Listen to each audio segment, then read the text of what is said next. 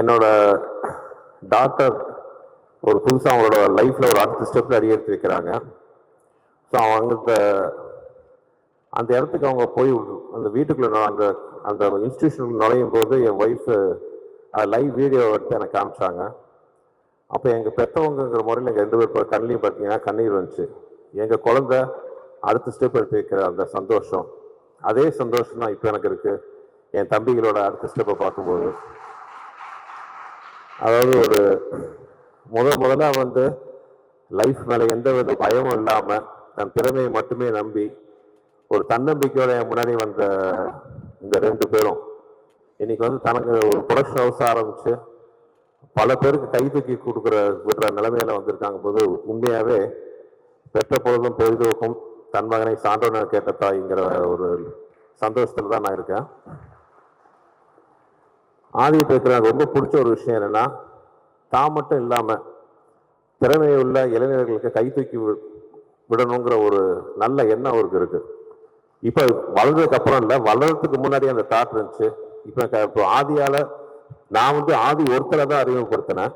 ஆனா ஆதி எத்தனை பேர் அறிமுகப்படுத்துறாருங்கிற கணக்கு நம்ம சொல்லவே முடியாது. அவ்வளோ அறிமுகங்களை அவரும் பண்ணியிருக்காரு. ஸோ இந்த ஹிப்ஹாப் தமிழா என்டர்டைன்மெண்ட் இன்னும் பல திறமைகளை ஆதியும் ஜீவாவும் நல்லா வருவாங்கிற நல்லா வந்துட்டாங்க, இன்னும் மேல மேல வளருவாங்கிற நம்பிக்கை எனக்கு இருக்கு. ஆனால் ஹிப்ஹாப் தமிழா என்டர்டைன்மெண்ட் மூலம் பல திறமைசாலிகள் இளைஞர்கள் திரையுலகிற்கும் சினிமா இண்டஸ்ட்ரிக்கும் மியூசிக் இண்டஸ்ட்ரிக்கும் வருவாங்கிற நம்பிக்கை எனக்கு இருக்கு. நான் ரொம்ப ஒரு சந்தோஷமான மனநிலை இருக்கேன். ரொம்ப பேசுகிறேன் எங்களை பற்றி. ஏன்னா அன்பே சிவம் படத்தில் ஒரு டைலாக் வரும். மாதவன் வந்து கமல் சார்ட்ட வந்து சொல்லுவார், நீ அண்ணன் மாதிரியான்ட்டு. இதே முதல்ல சொல்லேன்னு கமல் சார் கேட்பாரு, இது என்ன லவ்வா அசிங்கமாக சொல்லிட்டு இருக்கிறதுங்கிற மாதிரி வெக்கப்பட்டு சொல்லுவார். அதே மாதிரி தான் நான் அவரோட பற்றி ரொம்ப உயர்வா பேசினா இவங்களே நான் நக்கல் அடிப்பாங்க பின்னாடி. அதனால் ரொம்ப சந்தோஷமான மேடை.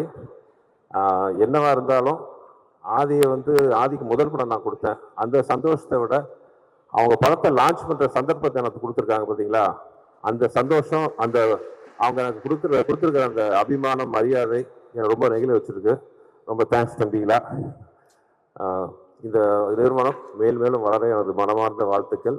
நான் வேண்டிக்கிற முருகனை நம்பி வேண்டி இந்த ட்ரெய்லரையும் ஹிப்ஹாப் ஆதி என்டர்டெயின்மெண்ட்டுக்கும் ஒரு ஓப்பனிங்காக நல்லபடியாக ஆரம்பிச்சு வைக்கணும்னு ஆசைப்பட்றேன். நன்றி.